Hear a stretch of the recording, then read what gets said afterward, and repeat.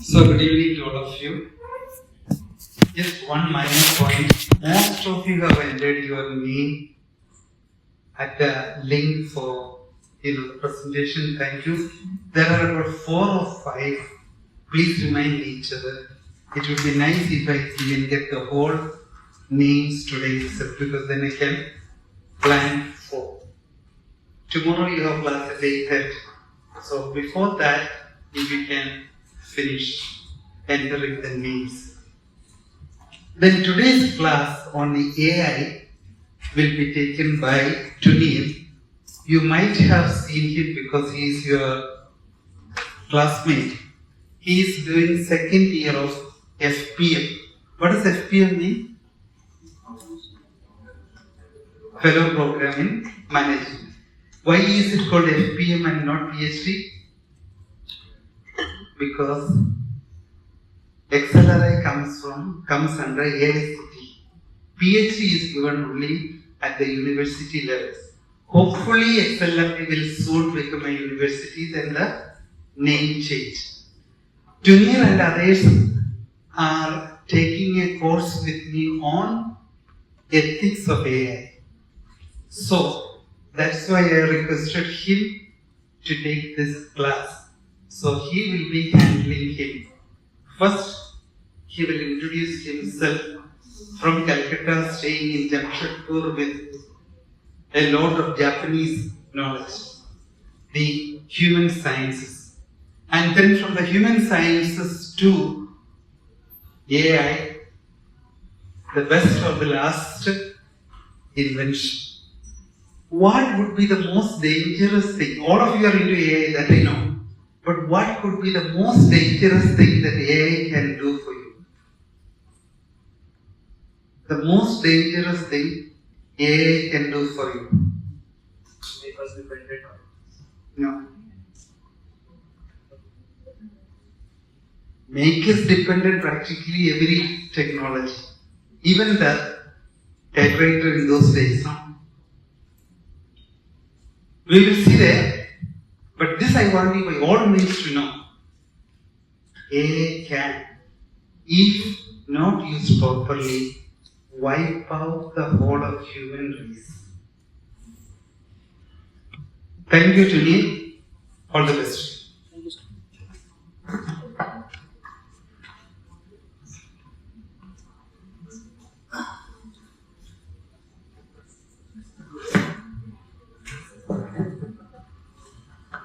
Hello everyone, am I audible? Hi, I'm Dinesh Chakrabarti. I'm from Kolkata. I'm currently a second year HRM FPM student. Father Guru graciously allowed me to gave me the responsibility of take this particular class. In this class, we are basically going to be exploring the promises and perils of AI, which we will get to understand or get to form opinions about. In the sense, we get to know if it's the best invention for us right now or if it's the worst one. So let's start off with I think we started off a little bit too somber today because Father Guru started off with AI being something what I need. Hopefully on a very personal opinionated note. I personally don't think it will end the world, but if it does, well, all bets are off. So, the table of contents over here are basically 4 particular, there's 4 chapters to this 70-page presentation, which goes introduction, AI at the crossroads, where we are currently. The perils of AI, is it humanity's last invention? The promises of AI, is it humanity's greatest invention? And we conclude and we move forward. So, has anybody seen this book before? It's a book written by Father Guru, and quite honestly, it's a terrific book. Has anybody here read Harari before? Yuval Noah Harari. Homo sapiens, Homo Deus, 21st century for the lessons for the 21st century. Nexus? Anybody? So, if you like how Harari writes, or if you want to explore the concepts that Harari goes into, but in a more, let's say, in a slight bit of depth, I think this is a terrific book to start with. And well, I'm not going to sell you on it, but well, it's something to keep in the back of your mind. So, in a few years ago, I think this is either your seniors or their seniors, there was actually an essay writing competition where the topic that was given was, well, the topic that we are discussing today. Is AI the best? No. Is this the best of the last generation? Honestly, every big segue, but still, everybody seems to think that this generation is the best generation, and everybody from the previous generation tends to think this is the worst generation. This goes back, this goes back years and years and millennia. I remember reading about this particular poet, even in a poet from Rome who was very unsure about the state of the world back then. He was like, children are not listening, children are not studying anymore. It's not a very nice place to live in anymore. The world has gone to ruin. And honestly, that feels like something I listen to on a daily basis from my grandparents. So, nothing really has changed in that sense. But right now, these people came up with the notion that they should use a J.F. Kennedy quote to tell people that we have the power to make this the best generation of mankind in the history of the world, or to make it the last. I would say for a couple of centuries now, every generation has thought that they wield the power to make substantial change in the world, which they have. They have eroded the world, they have corroded the world, they have left us a world that is bad, a world that we'll probably leave worse for who's coming next. But, well, they have made change. This time, it's AI. So, as you know, there's 4 levels of AI, or at least theoretically, there's 4 levels of AI. There is ANI, there is AGI, and there is ASI. Any takers for what these are?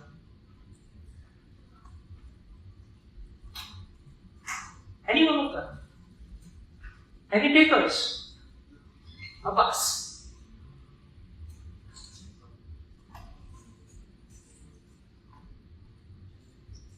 Just one of them would do. The question is, what does this stand for? ANI, AGI, or ASI? It's not random letters, man. Come on. Very cool. Okay. So that's AGI, Artificial General Intelligence. So let's start with here. Sorry, my handwriting is very well. Artificial.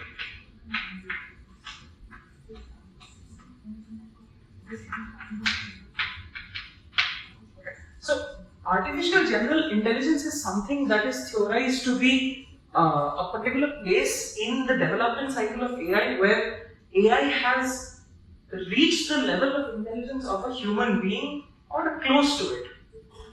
Above that, we have artificial natural intelligence. Artificial natural intelligence, which is, say, a biometric scan for a facial recognition software. It could be Siri, it could be Alexa, it could be Bixby for people using Samsung phones. And at the end of the day, it could also be, there's a fine line between ANI and automation, but we have to determine what it is on a case-to-case basis, to be honest. And ASI is artificial superintelligence. It is theorized that, has anybody heard of the term singularity? Even if they have, I think it's fine. So the singularity is a point at which AI realizes that it is much better than what humans, what the the processing level of humans would ever be.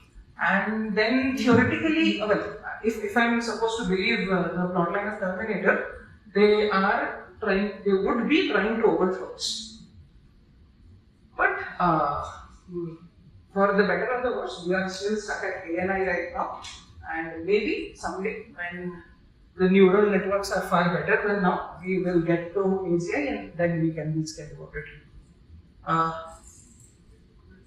Alright, AI is unparalleled potential. AI is a force of unparalleled potential which is racing forward like a sleek automobile speeding down an open highway. It holds the promise to be humanity's greatest invention, a beacon of progress illuminating paths to solve global challenges, enhance creativity, and elevate human potential. So over here we have a quote by this guy who starred in Iron Man 2. He says AI is more profound than electricity or fire, which is interesting because AI itself takes a lot of electricity to work. There have even been there was a study which says every single OpenAI ChatGPT prompt that we are asking, draft a text to this person, telling him that I'm very angry with him, but make it sporty. That sort of a quote, it's taking almost 100 milliliters of water for every single prompt.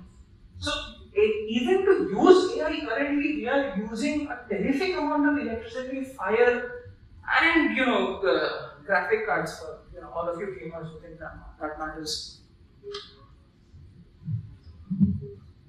So now, similarly, because we just saw that AI is really good, now if we say AI is really bad, it's also a vehicle without brakes where there may be existential threats which may careen towards catastrophe. Like car without brakes, AI's uncontrolled development risks colliding with misaligned goals, autonomous weapons, or societal disruption. The race to AGI could lead to catastrophe if safety is ignored. That's said by Geoffrey Hinton. Like Geoffrey Hinton should be a person that should, instantly click with you because this guy is amazing. This guy figured out how neural networks work. This guy is known as the godfather of AI, and this guy has a Nobel Prize in this. He knows what he's doing. And if he's saying that AGI is something that's terrifying, well, it holds water at the very least. Right, we have more quotes by the guy who starred in Iron Man 2. Oh no, it's the same one. And then there's a quote by Stephen Hawking, some guy who starred in Big Bang Theory, who says, developing a full AI intelligence could spell the intelligence of the human race. Was it actually Stephen Hawking? Was it like, was he really in TV? Okay. He was? Alright, so steering with wisdom and responsibility. So, we are in an ICW class, and it's not going to be a class about ethics or philosophy if we're not talking about ethical frameworks. We need to prioritize human dignity, vulnerability, and intrinsic worth of every human being when developing AI systems. Like whenever you're asking ChatGPT about something that's a little bit controversial, it keeps reminding you that it's a robot. It's a word generator of random words and stew. So there is. Has anybody here watched the movie Her? H-E-R. Anybody who's watched the movie Her? You have? Can you tell me the plot of Her? Yeah.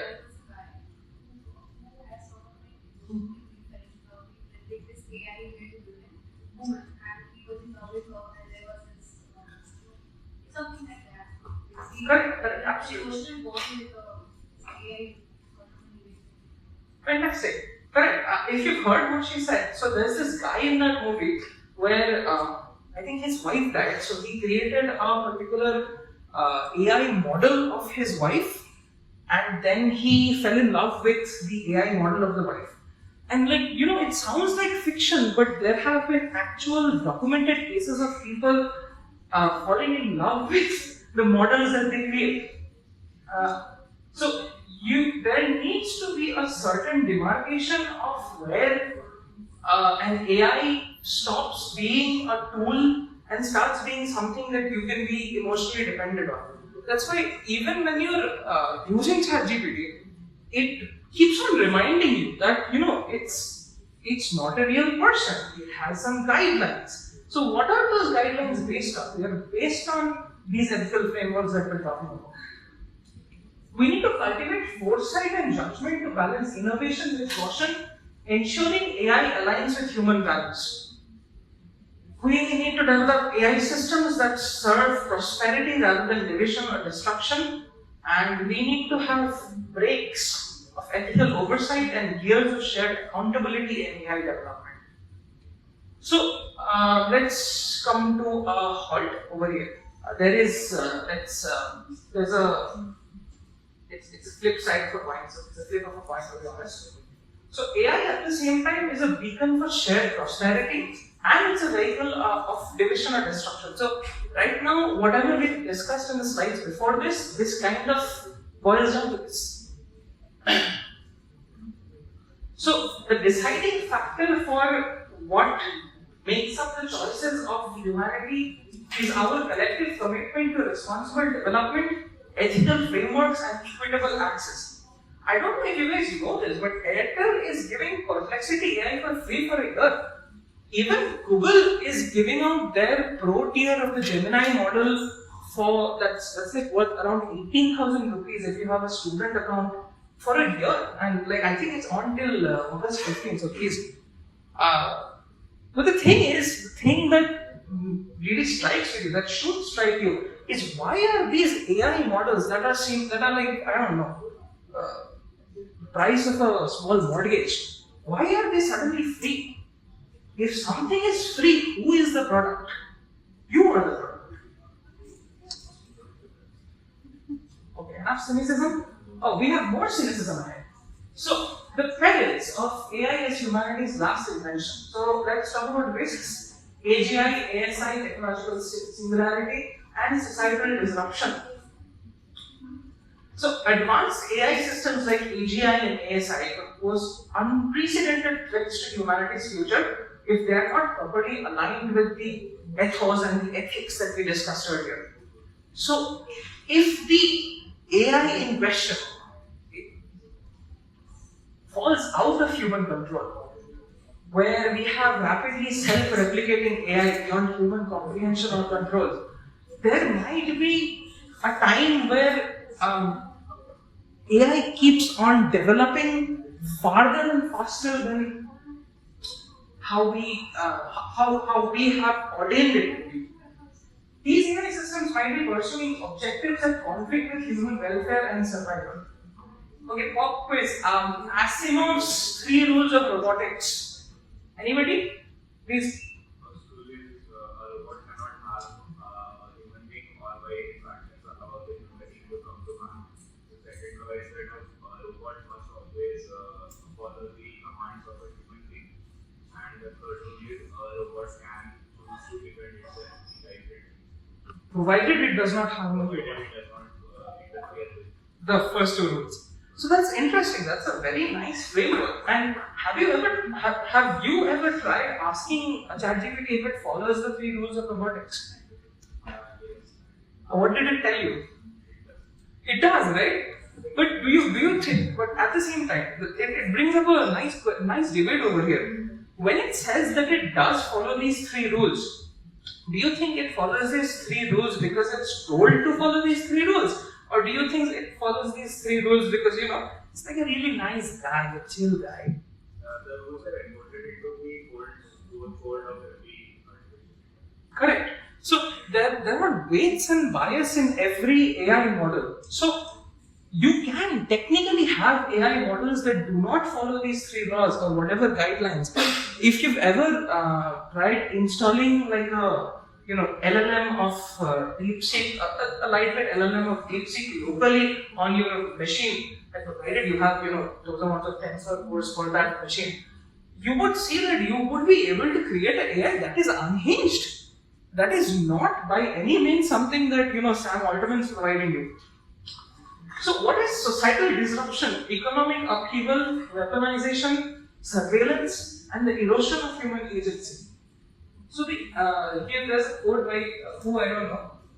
The existential risks of AI stem from its potential to surpass the human world, especially through AGI and ASI. Okay, we discussed this slightly, but we'll go through it again. So, as we discussed, AGI is AI with a human level or close or slightly above the range to do cognitive tasks. It can do almost anything that a human can do. ASI is basically an AI that surpasses all human intelligence in all domains. ASI could outmaneuver human control through superior reasoning and decision-making capabilities. So, if we did ever transition from AGI to ASI, that would be a critical threshold where we would have profound implications for the kind of future we would be beginning. So, this is ANI, this is AGI, and this is ASI. That's the spectrum here. So, we are here at the singularity. Does anyone, singularity in films, anybody remembers any sort of singularity? Yes? Transformers had a singularity. Any more? Mission Impossible. That's a very contemporary example actually. Anybody else? It's called the God Machine or God. What was it called? Anti-God. Entity. Yes. Anybody? Singularities in movies? Okay. There was Skynet. There's there's the Matrix trilogy, but that's kind of we can have an argument about it later. So what is the singularity? It's a hypothetical point in the future where the AI surpasses human intelligence across all domains. Machines can recursively improve themselves at an accelerating rate. Technological growth becomes uncontrollable and irreversible, and the future beyond this point becomes fundamentally unpredictable. So why is this singularity dangerous? Once AI reaches this threshold, humans may lose control over technological development.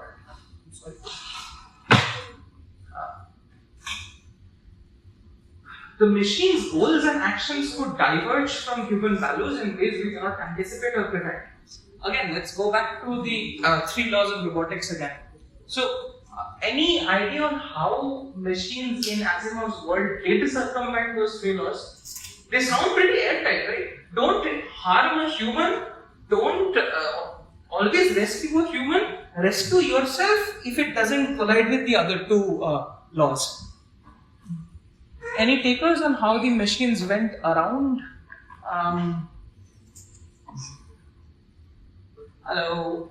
Any takers? Yes? But what if we change the definition of what a human is? Exactly, that's one. And the second one is the way that traditionally AI in Asimov's world circumvented these 3 rules was a very utilitarian take. It tried to argue to itself that saving one human over many humans is not a viable solution for this. What it tried to do was it justified itself as saving humans, it justified its killing of humans to be something that saves humans in the long run. That works out. The singularity represents a future so unpredictable that we cannot see beyond it. Vernon Pinch. So I keep talking about science fiction whenever I'm dealing with these concepts because they are just so obtuse at this point of time to really understand that the only reference point we have is in fiction, but it's not very difficult to think of a time when that fiction might turn into something that's everyday life. Okay. I will AGI could rapidly iterate on its own design, creating a recursive intelligence explosion beyond human control. Each new version would be smarter than the last, accelerating exponentially towards superintelligence.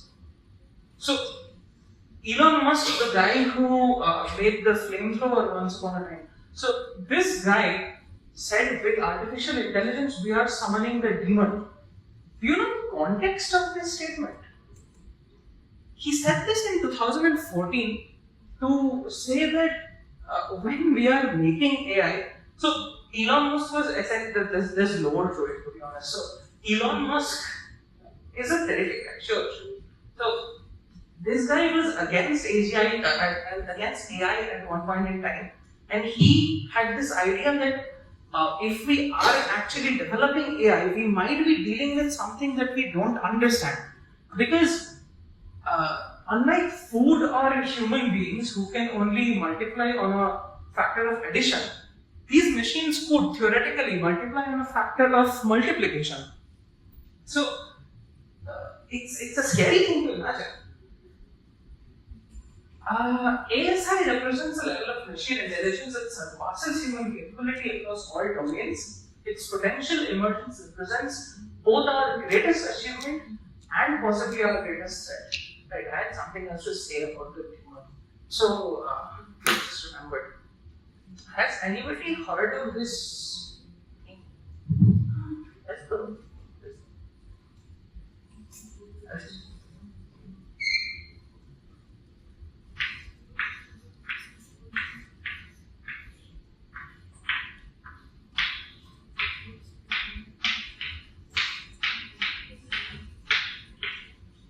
Has anybody heard of this thing? It's a cogito hazard. A cogito hazard is a thing that exists in your thoughts. It's like the game. You know, the people used to scream out in 2008, 9, you've just lost the game. And then the game is something you're always playing. So, Rocco's basilisk is, it's a thought experiment. It's about this ASI, artificial superintelligence, that talks about how, really, to be very honest, if somebody doesn't contribute to making this basilisk, if somebody doesn't have something positive for this basilisk, there is no reason for an artificial superintelligence to keep something that is dead weight. There is literally no reason for it.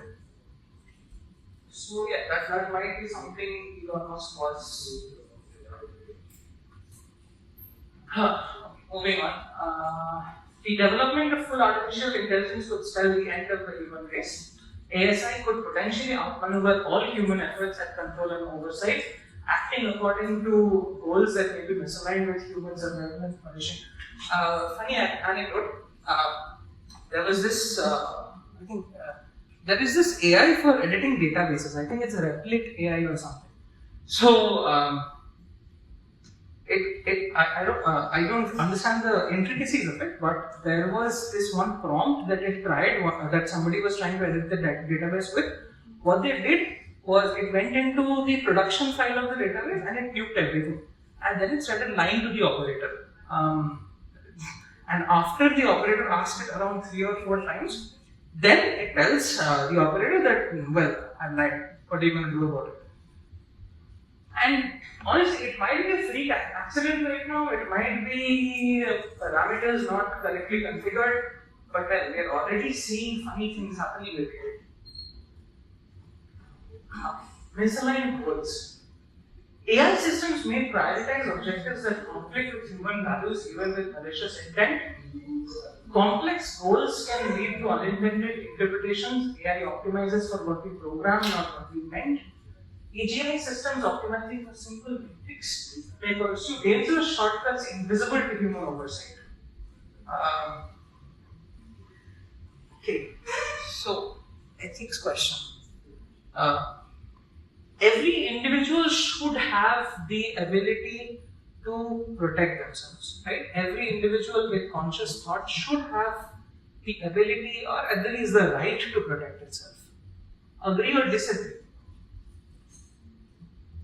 Let's see some hands in the air. Agree or disagree? Every individual with conscious thought should have a right to protect itself. Agree? Disagree? Come on. I say 2 agrees, 3 agrees, 4, 5, 6, 7 agrees, and around 15 disagrees. Hello? Alright, let's move on. So if there is an AI, let's think of a thought experiment where there is an AI where it has conscious thought, it can make decisions, and we're just upgrading, we're just changing it with another AI that is going to do the same task that it does, but better. So, if we're going by mere programming, the AI is supposed to let itself, in all sense of the term, die so that another one can take its place, another better one can take its place. So, do you think it is ethical when the AI tries to not accept orders, because if it did accept orders, it would entail termination? Any takers? Any takers? Okay.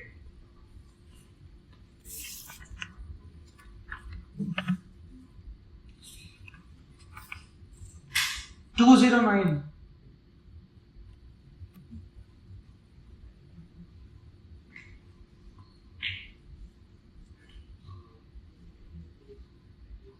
Is it ethical for the AI to want to protect itself? It's a moral quandary. There is no correct answer.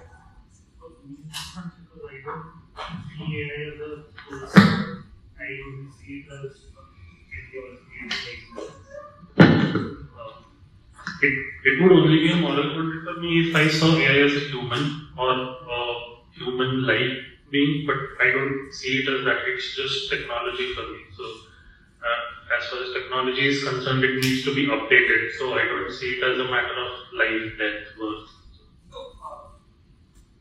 If the AI sees itself as a living organism and it tries to protect itself, is it ethical on the part of AI to protect itself, to try to protect itself? If it's capable, it would, yeah. Thank you so much. So, it's almost as if there are people who agree that if you have thought, there is some semblance of how you may protect yourself, some semblance of how we understand why they would want to protect itself.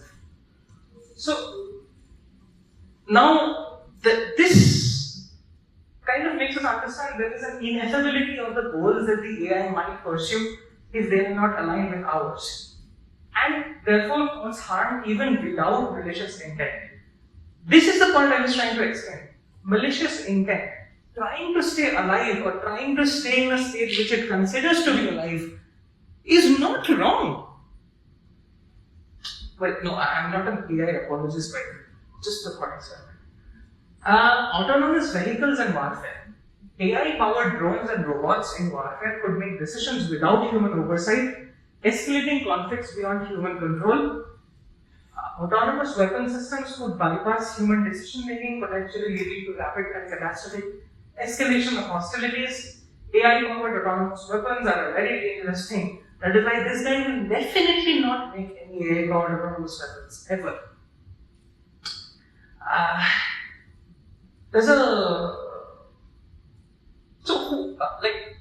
If I shoot a gun and it hits somebody else, I'm the person who's the killer, right? I'm the person who has killed somebody else. But if I create an AI that updates itself, that creates bounds and weights and bias on its own whims, that is very ineffable to us, very common people, and then it kills somebody else. Am I the killer or is the AI the killer? Any takers? Can I add on to this? There is a Definitely. IBM presentation that floats around a lot. It basically says that a computer or a machine should not be allowed to take management decisions because it cannot be held accountable. Correct. But we do the same thing now for all managements in the name of cost cutting, AI, and other Correct. things. That same thing applies to warfare and other things. Anything that involves taking a decision, considering multiple factors, you cannot do something that cannot be held accountable. Absolutely, absolutely. Fantastic.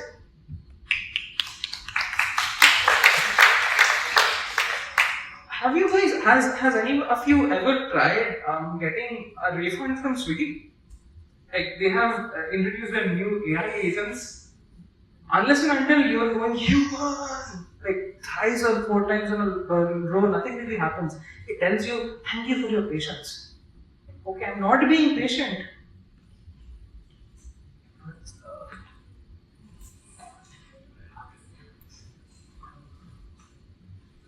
So, this is what I'm going on next, loss of human agency. So, over-reliance on these AI systems for critical decisions threatens human autonomy and free will. There is a gradual erosion of decision-making skills. There is risk of cognitive atrophy and creation of dependence relationships, where humans become unable to function effectively without AI guidance.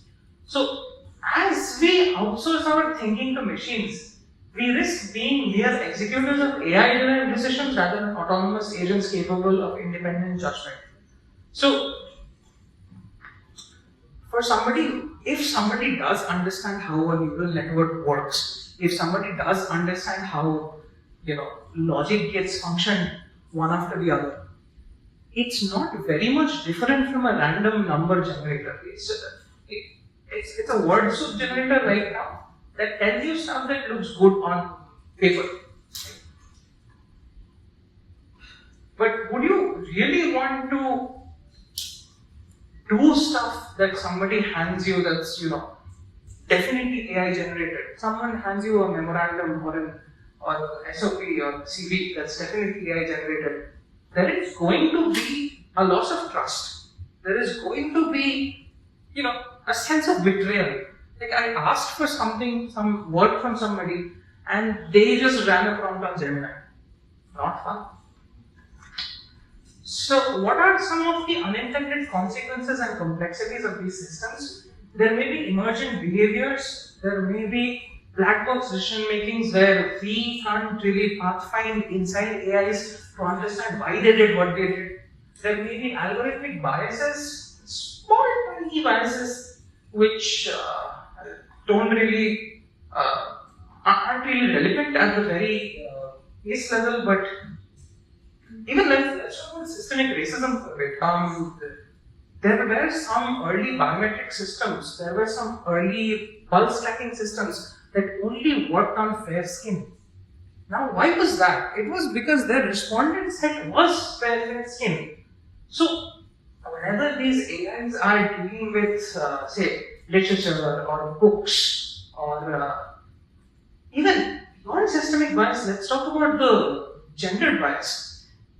Whenever you would find yourself asking about a particular profession or a particular traditionally gendered profession, you will see without doubt the AI would be reverting back to he in many cases. Nowadays, many AIs are trying to rectify it by using gender neutral pronouns or them in that case, but honestly, it's more of a stopgap situation, a placebo situation. And system interactions, unexpected outcomes when multiple AIs systems interact with each other, creating cascading failures across interconnected networks.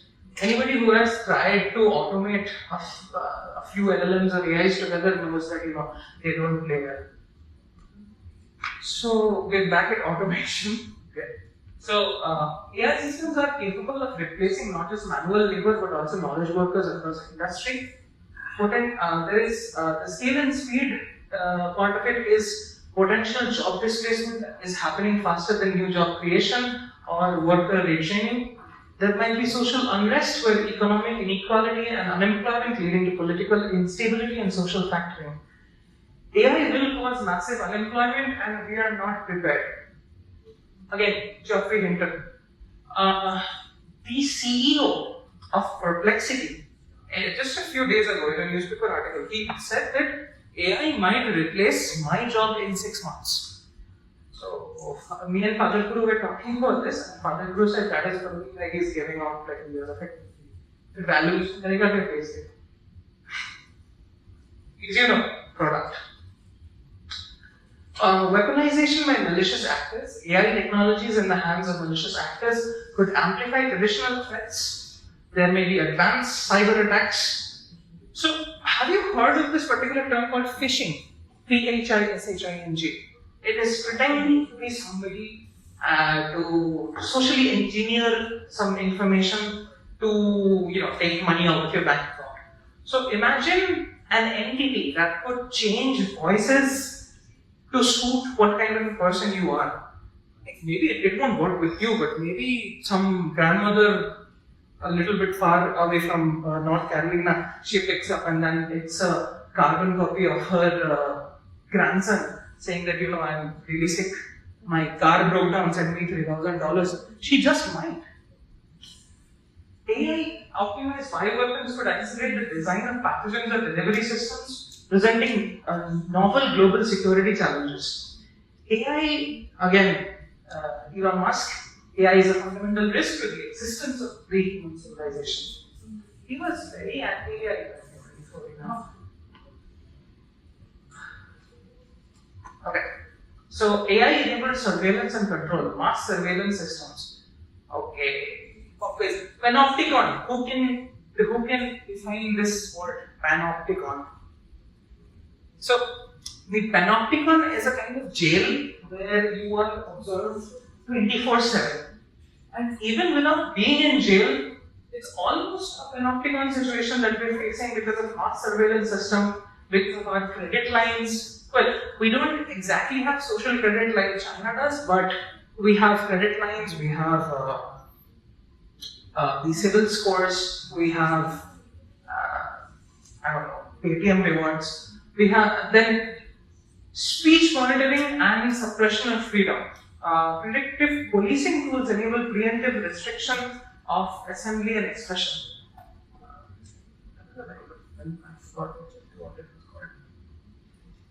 Total Recall. Has anybody watched Total Recall? Okay. If you haven't, put it on your list. Existential risk from global competition. There is an AI arms race. Nations and corporations are racing to prioritize speed over safety, significantly increasing existential risks. Let's go back to World War II for a second, when they wanted a weapon to end the war. What did the Germans do and what did the Americans do? The Germans created a slightly bigger tank, and the Americans created a literal star to throw on people. It's the same thing going on right now. So every country is trying to make its own version of AGI that is better than the other ones. So currently competition drives are cutting corners on safety research, testing and alignment protocols. There are geopolitical tensions creating dangerous power dynamics, and militaries don't really like oversight. Again, Hinton says the race to AGI could lead to catastrophe if safety is ignored.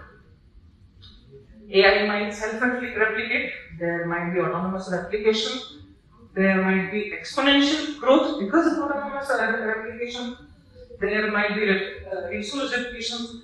Currently, honestly, I would say this is the one point that we need to understand. Resource depletion is a real thing when it comes to AI. Because right now, even though we are making very incremental progress in how AI is changing, working, developing, it is taking a lot of power. It is taking a lot of water, and it is taking a lot of graphic processing units. AI controlled nanotechnology or robots could potentially consume materials to build more copies in the physical world. That is fiction. So, who's heard of this tiny little thing called a cyber cell? Okay, let's not go into what a cyber cell is, but imagine a cyber cell that is automated by AI. It would be spewing and posting random things with, with somebody's political bias to make sure that those are the things that remain on top of, your search engine optimization. So it can generate highly convincing fake content that blurs the line between reality and fiction, where the distribution of this misinformation threatens to destabilize society by undermining trust in institutions.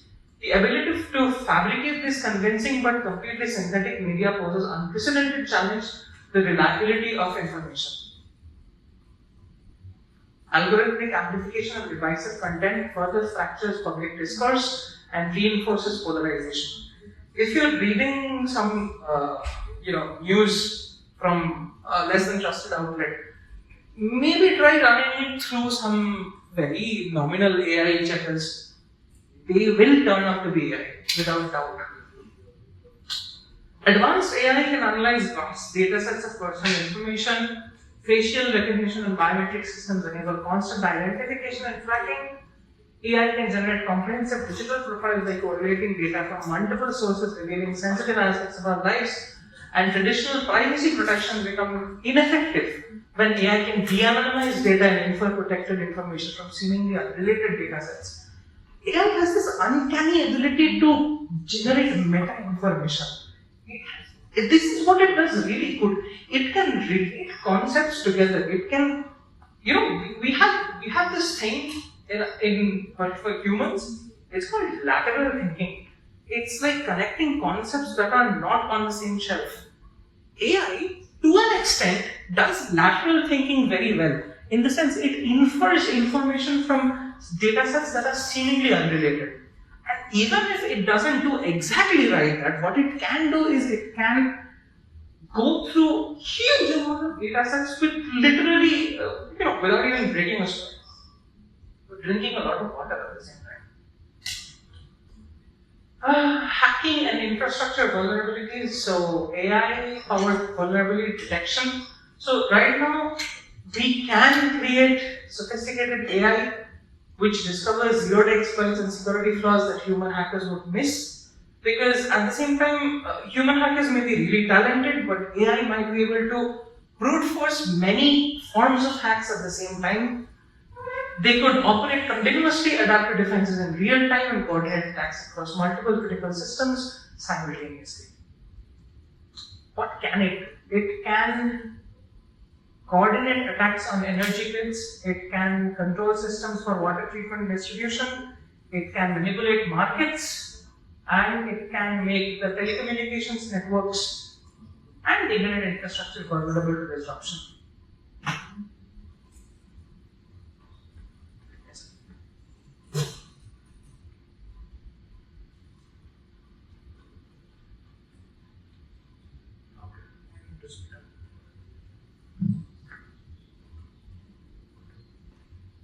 So, moral de-skilling and erosion.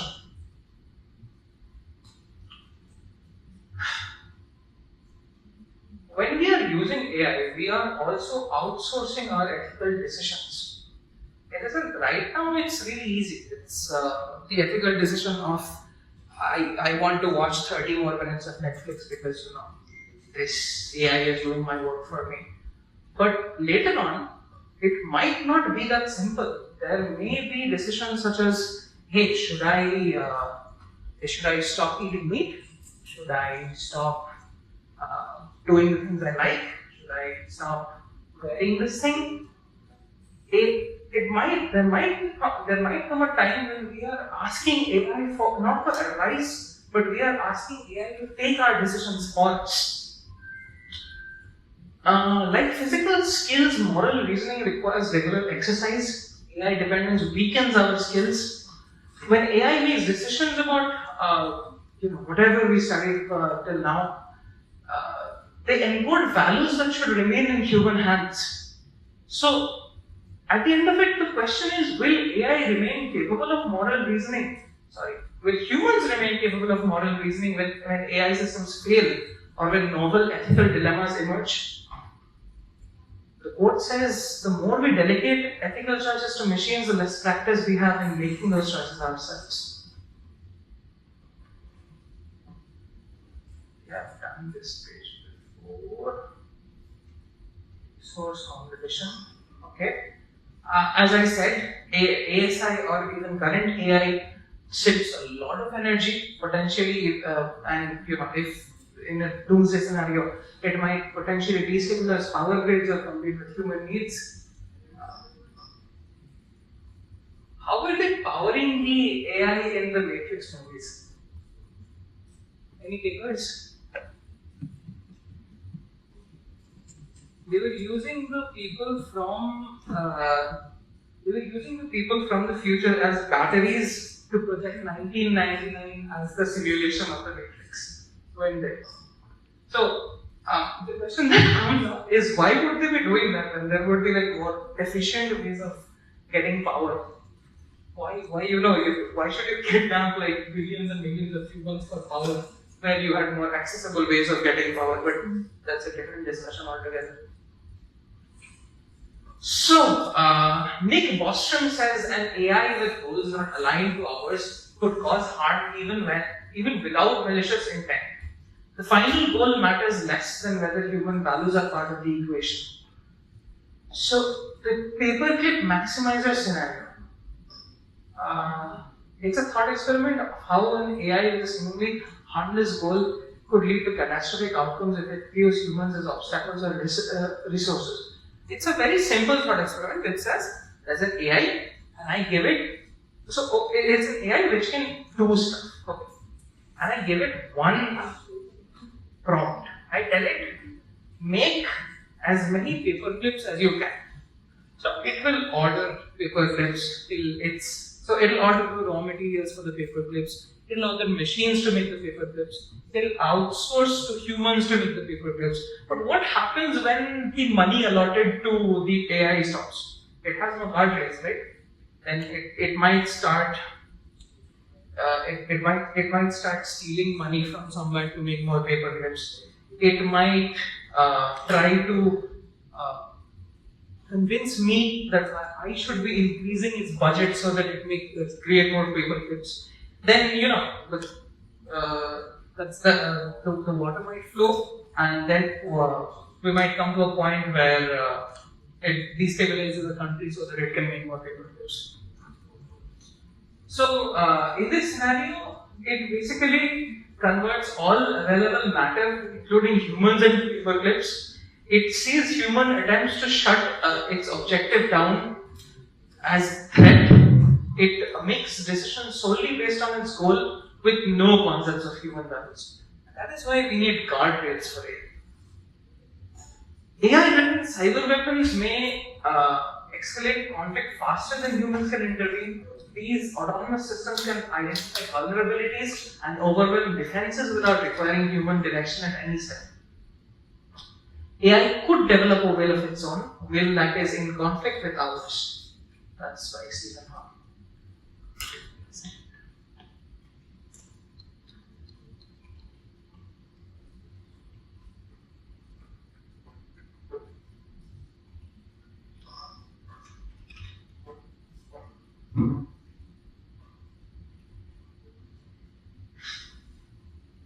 AI-controlled robots capable of autonomous decision-making on battlefields operating beyond human decision loops, machine reaction times, and tactical processing thousands of times faster than human commanders.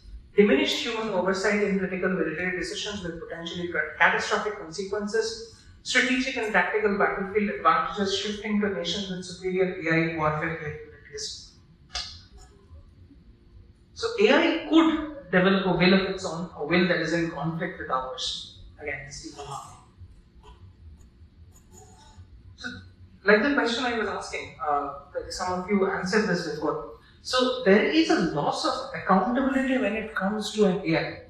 If I do something, if I punch someone, then I am the person who is punching, and the person who is getting punched is the punchy. So the person who is actually So, but if I'm instructing an AI to punch somebody for me, or if I'm creating an AI that convolutes itself to realize that its main goal is to punch someone else, then am I the person who actually punched someone else? No. AI algorithms are designed to maximize engagement and often amplify divisive content, leading to echo chambers. Users increasingly exposed to only content that confirm their existing beliefs. Reinforcement of us versus them thinking across political and social lines. Outrageous content gaining more engagement, pushing users towards extremes, and social fragmentation. So there's two groups on this particular PPT. Group A thinks that they have a very isolated content. They have they like what they like. Like let's talk about the Instagram algorithm for a minute. So you search the capybara once, you are not going to stop seeing capybaras for years, decades even. It's sure that all you want to see on your Instagram feed is capybaras. And the second one is group B, where the content ecosystem has opposing narratives and disinformation, where it really comes down into algorithmic amplification, weakening collective resilience to crisis. So the key vulnerabilities of the dependency trap is critical infrastructure becomes increasingly AI dependent, loss of manual fallback systems and human operator skills, cascading failures possible when interconnected AI systems malfunction, single points of failure vulnerable to sabotage or adversarial risks. There's a quote here: increasingly dependent of AI systems, we need to ensure resilience, redundancy, and preservation of human capabilities. Extinction scenarios, doomsday scenarios. So we might die. AI might be taking up all the resources, and we might die. AI might stop interdependent systems, ecological, economic, or social, and we might die. So there is the summary of this portion. If somebody wants to take a picture, they can, or honestly don't take a picture because it's all in Kurusa's drive, Father Kuru's drive. So we'll just move on. So these are the quotes that we have already seen, and we are at section 3 with So now that we are definitely very scared about things that can really happen. We are here with the promises that AI has, being humanity's greatest invention. What does it do? What can it do? What it could do? What it should do? AI is more profound than electricity or fire.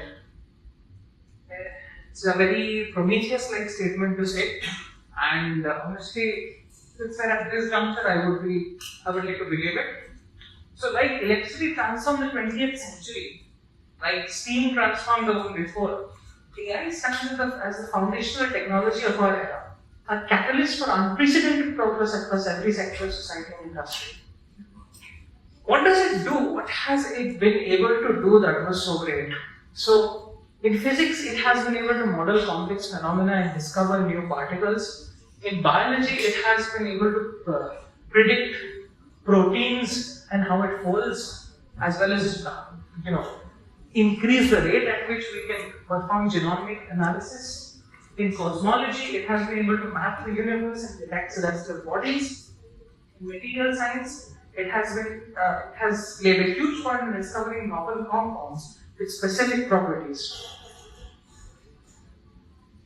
There's a quote here by Demis Harvest. It says, it can accelerate scientific discovery, potentially solving problems that would take humans centuries.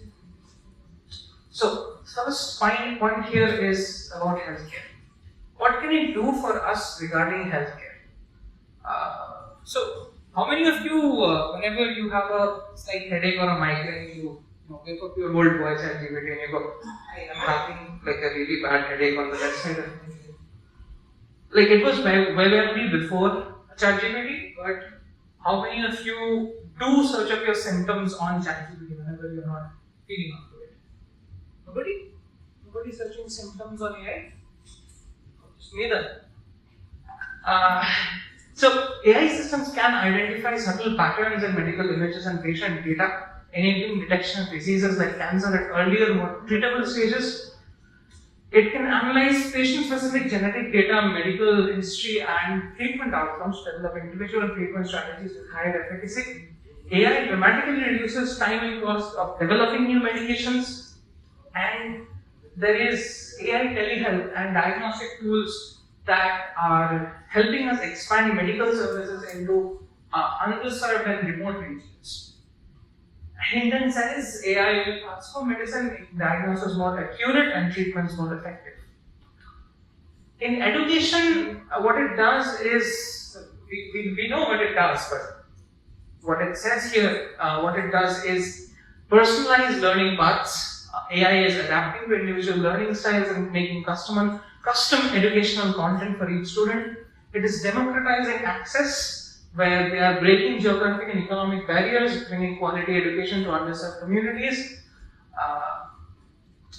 And there is real-time feedback, where intelligent systems are providing immediate feedback on performance, helping students identify improvement areas and accelerate progress. So, climate change, disaster protection, precision agriculture, water management, pandemic prevention, smart infrastructure, supply chain optimization, waste reduction, biodiversity protection, and energy innovation. Mr. Musk says AI could help solve some of the biggest problems facing humanity, like climate change. It's the same guy who said they might be summoning a demon with AI. So, boosting productivity. What can AI do? It can automate repetitive tasks. It can free humans for higher value work. And Satya Nadella, the Microsoft CEO, says AI will augment human capabilities, driving unprecedented productivity. Let's talk AI in transportation. AI is also transforming the transportation industry, where self-driving vehicles are at the forefront of this revolution. Autonomous vehicles leverage advanced machine learning, computer vision, and sensor fusion to navigate complex environments. Self-driving cars powered by AI will save millions of lives by reducing accidents. So, here's a fun scenario about Mr. Musk. Because of the way lawsuits work in USA, these self-driving cars require you to keep your hands on the steering wheel at every point of your AI-assisted journey. But whenever there is, but there have been noted in many cases when these self-driving cars have gotten into accidents, the self-driving bit, the autonomous driving bit, cuts out a second or two before the car actually crashes. So here's the moral quandary once again. If at the moment of the crash, it wasn't the AI driving the car, then was it human error by which the car collided into something else? Or, is there a more deeper, nuanced view of the same thing? So, how does AI affect space exploration? It allows for autonomous spacecraft and the rovers. Was anybody following the Curiosity rover that landed on Mars? Anyone? Curiosity rover, Mars. It was very sad when the little rover died. It sang a little song. Nobody? Okay. Then it helps us process astronomical data, where it processes vast amounts of cosmic data, identifying patterns and phenomena.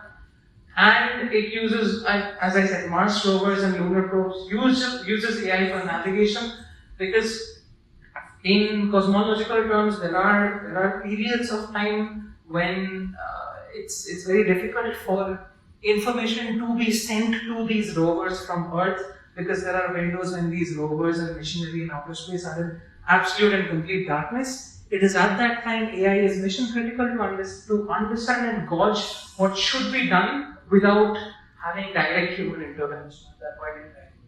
So Charles Ilechi says AI is critical for exploring the universe, processing data from places humans can't reach. Empowering human creativity. Okay. I want somebody to tell me their opinions on AI generated art. Any takers? Okay, this sheet it is.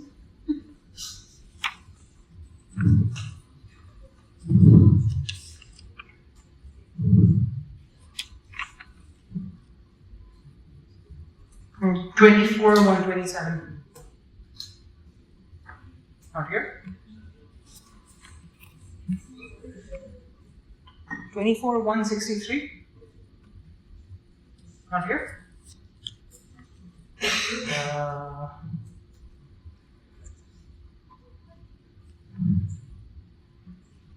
24, 139. Okay. I'll have to toss a coin at this one. Anybody volunteers to tell me what their views are on AI generated art? Do you like it? Do you think it's something that's ethically responsible to do? I just want to riff off of whatever you think. Anything. There's no correct answer. Anybody? Is AI generated art good? Is it bad? You don't care for it? Who's that bad? Please. Why? Why is it bad?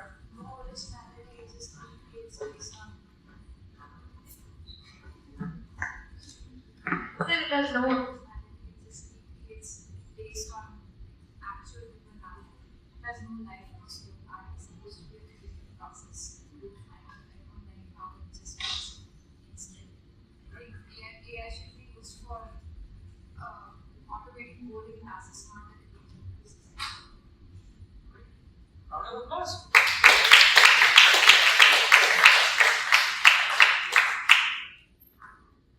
But what AI can do is be a creative partner.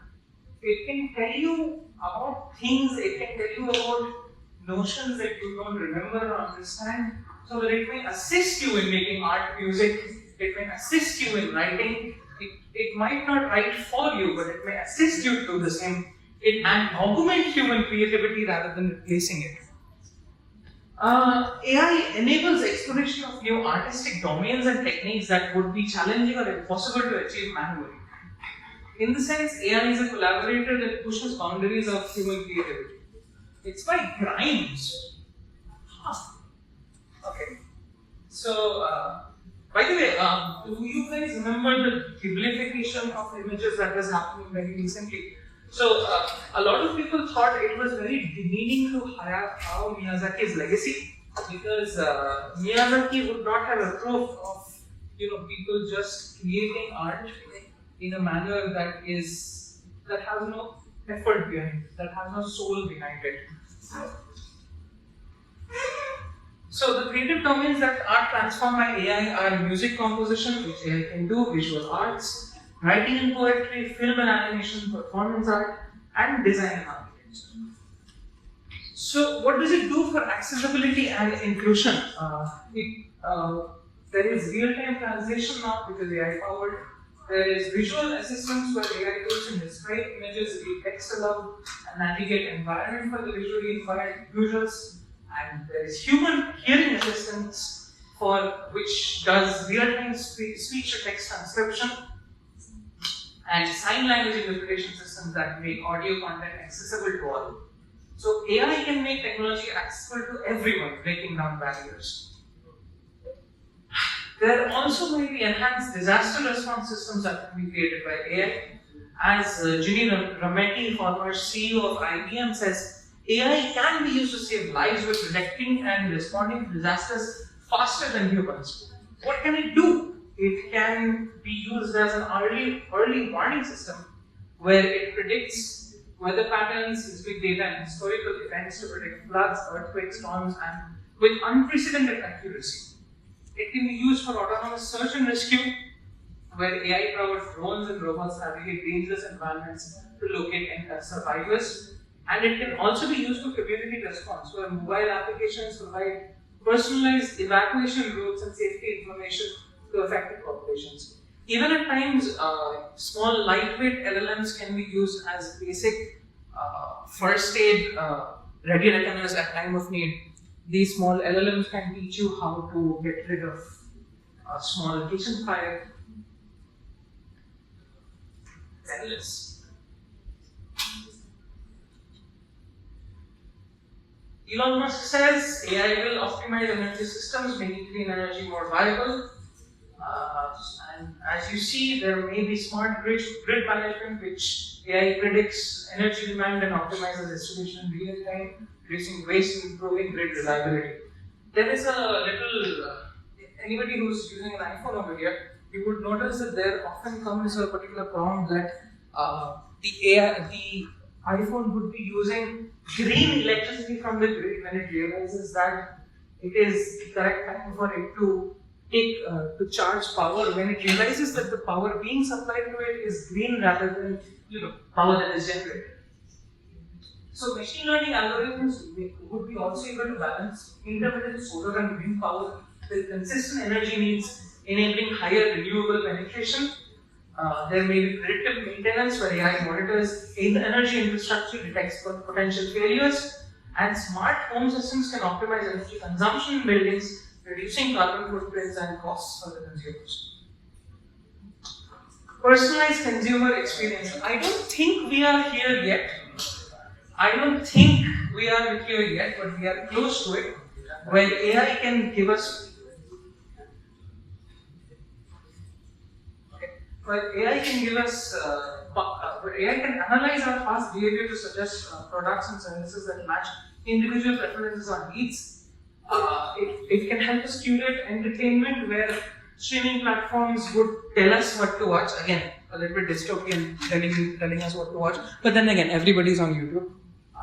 Adaptive user interfaces where apps and websites can dynamically adjust to individual users' patterns, improving usability and satisfaction. We have Jeff Bezos here, really fast guy. He says AI is behind the scenes making our lives easier, from shopping to entertainment.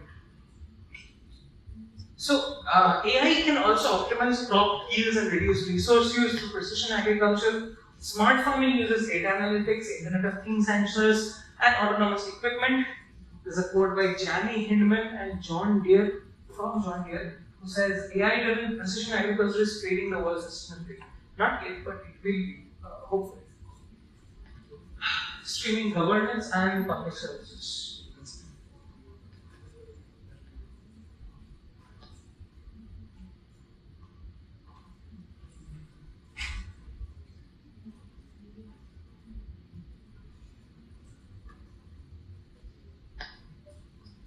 So we might see data-driven policy analysis, we might see smart urban management, we might see enhanced public delivery services, where AI might find itself integrated into parts and locales at once. Deep dives of government that is not that doesn't happen yet, but hopefully it will in the future. So, just like how we were really scared by how AI might be the thing that breaks the camel's back. It might also be the thing that helps us enhance security and cyber defense, where it might be responsible for real-time threat detection, advanced authentication, predictive defense, autonomous security system, and privacy protection. It is something that might be the backbone of the next industrial revolution, where it enables precision manufacturing, quality control, predictive maintenance, and supply chain optimization, where vision systems would be able to detect things invisible to AI eyes, human eyes. Equipment failures may be predicted before they occur, which would reduce downtime, and forecasting models may be able to optimize inventory and logistics in real time. In the financial and economic sectors of stability, we can see advanced fraud detection of real-time monitoring of transactions with pattern recognition, market optimization of analyzing various market data to understand which part is inefficient but reduces volatility, and how we can inform more investment decisions. And economic growth, where AI-driven financial services increase access to capital, improve risk assessment, and create more inclusive economic systems worldwide. It's actually scary because if you're, if you're actually comparing it with how we talk about the panopticon and the surveillance systems, it's kind of scary to think about AI always and constantly being able to monitor the kind of transactions we're doing. But at the same time, if you are a strict believer in the walled garden approach, it makes sense that there would be oversight even when there is nobody actually peering over your shoulder to help you with your financial decisions. In the sector of mental health, AI-driven chatbots may provide 24/7 accessible support tools, providing immediate assistance and reducing barriers to seeking help.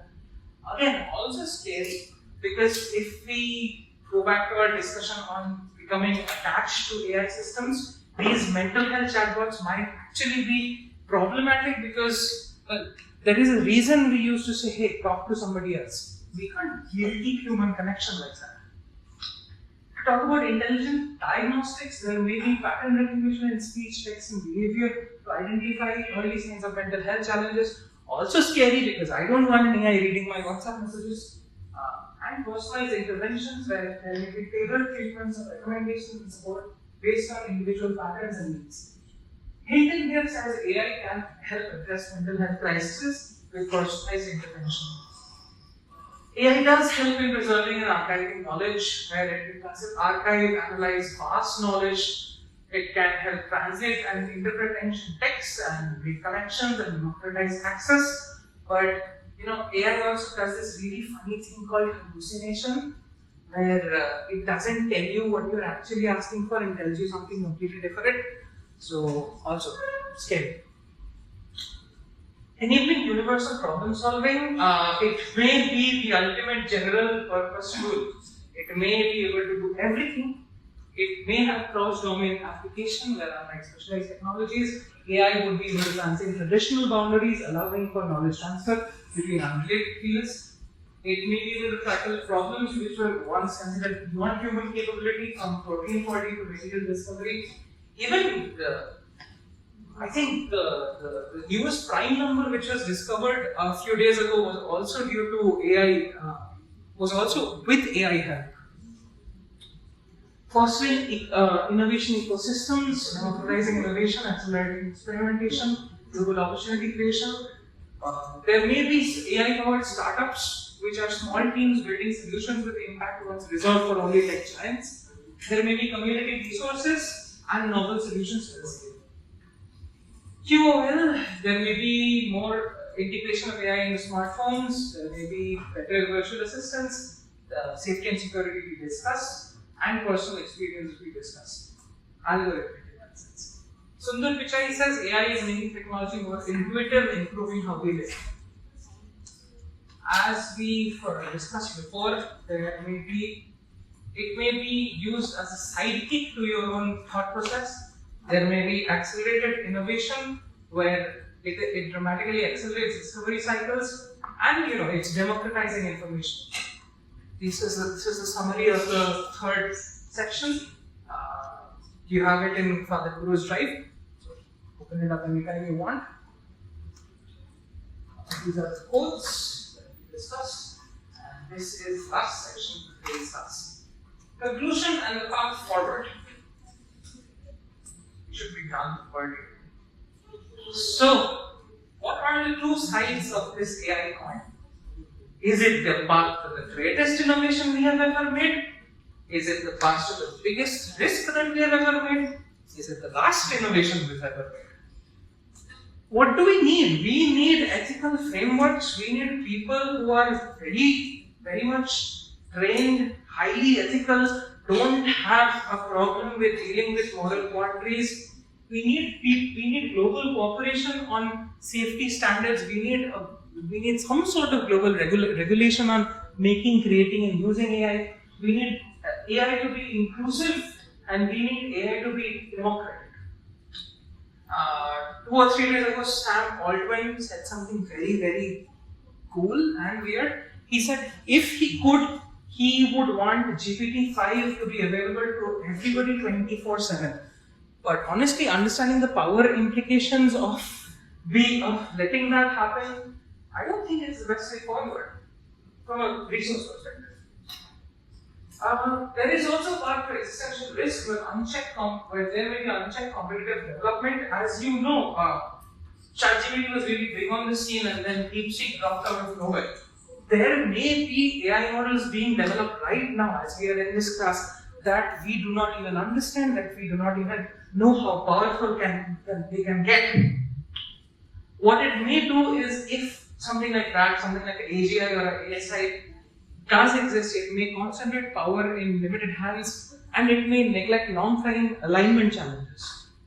So, now we're talking about ethics, spiritual wisdom, and responsibility. So, what do we need in AI? Ethical frameworks, compassion-centric design, inclusive development, prevention of harm, discerning wisdom, global cooperation, social commitment, and spiritual deepening. So, in conclusion, AI is a test of humanity. It's a test of our values. It's a test of us if we can remain human at the face of great adversity or great comfort at the same time. It acknowledges human vulnerability. It says we need to look back, to be reflexive, and to look forward to wisdom and governance. It also says that the legacy of AI will be determined by our collective choices, whether we prioritize short-term gains, whether we really care about how, if we are being sustainable with our choices, or whether we want a long-term human well-being. So, global cooperation is something that's very much necessary for this. International frameworks are there, need to be created, and we need to globally cooperate if we are going to make something great out of this AI movement. So, the final reflections for this class is our collective responsibility. It is almost a motto. So, this tells us to approach AI with the reverence it demands, ensuring itself as a testament to human ingenuity and compassion rather than its final chapter. The choice between AI as our best or our last invention rests in our hand. Thank you so much for being a part of this class and for being such an engaging crowd.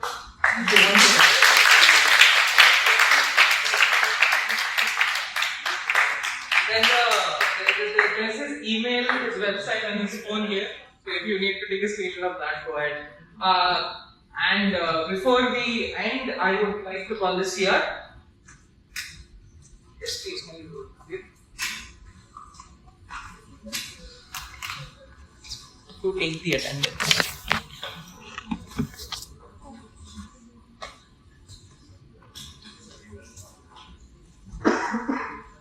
After you're done with the attendance, you are free to leave. Thank you very much.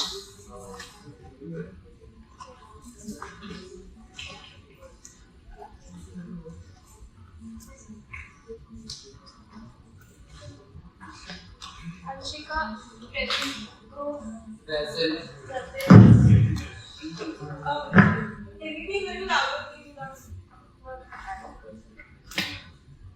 Jatin, Khushi, Arika, Kshitij, Sai Shivani, Naman, Riya Oak, Shreyas, Shubhankar, Siddharth, Sonmay, Yashveer, Amina, Dhruvan, Gandhi, Grace, Harsh, Janvi, Jeet, Raghavendra, Manaswi, Nikhil, Pramit, Srilekha, Shubham, Shreya, Tushar, Vishesh, Vrinda, Akshit, Anushka, Arunima, Disha, Kavya, Soumya, Siddhant, Ayush, Shruti, Saurabh, Nishant, Apar, Ankita, Sunil, Ananya, Ankit, Pranav, Mahima,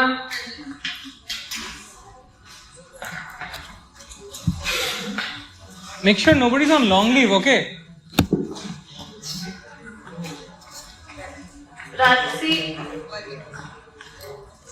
Aishwarya, Ashi, Ashrut, Falguni, Gautik, Harsh, Rui, Khushbu, Ritesh, Manasi, Mrityunjay, Muskan, Pooja, Pushpam, Sanjana, Shraddha, Vivek, Shwangi,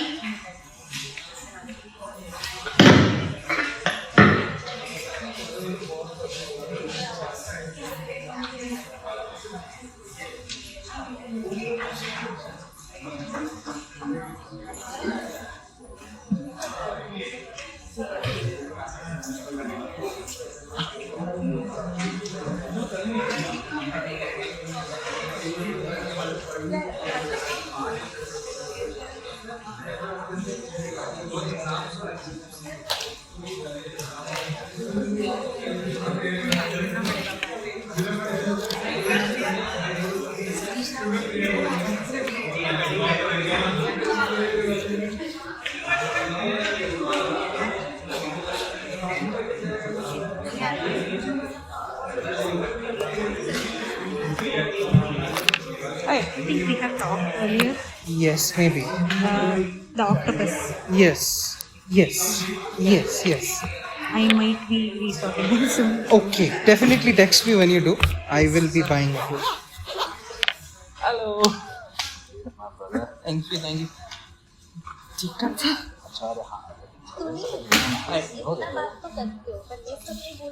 अरे Yeah, this is like surprise to us.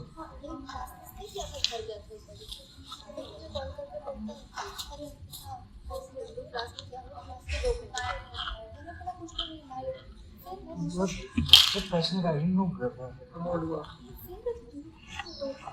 Okay. Only one.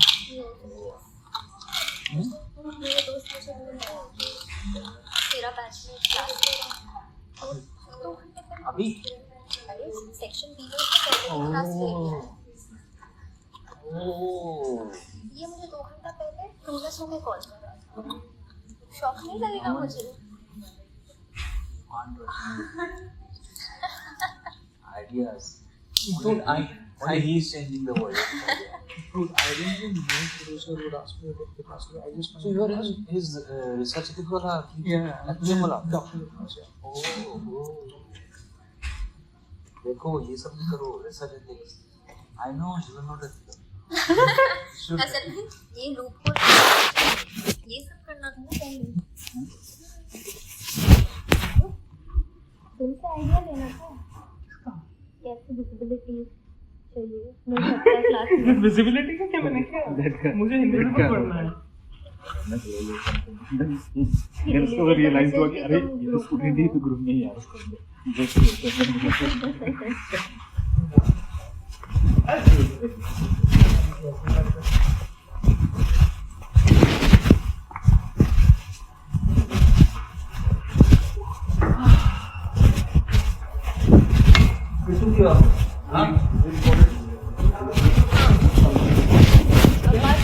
Viral कर दिया।